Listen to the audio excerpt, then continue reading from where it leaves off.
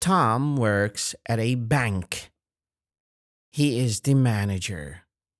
He starts work every day at 8 a.m. He finishes work every day at 6 p.m. He lives very close to the bank. He walks to work every day.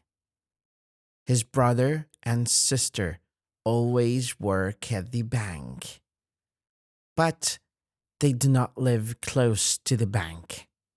They drive cars to work. They start work at 9 a.m. In the bank, Tom is the boss. He helps all the workers and tells them what to do. He likes his job. He is also very good at his job. Many customers like Tom, and they say hello to him when they come to the bank.